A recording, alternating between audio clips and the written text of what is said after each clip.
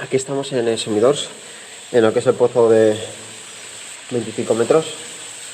Está Mary subiendo, que pesará unos 48, 50, 52 kilos más o menos. Y lo que quiero aquí que se vea es el movimiento del mosquetón cuando se sube.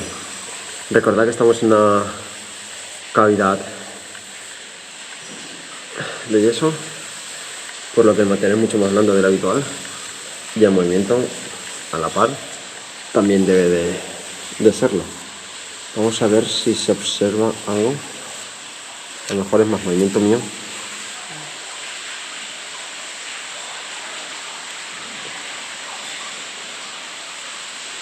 Ahí se aprecian las pequeñas variaciones.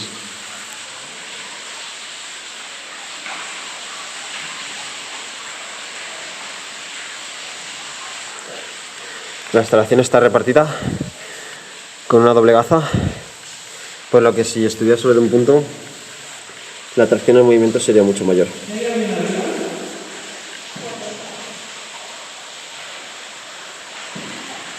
Vamos a ver esta niña cómo se mueve.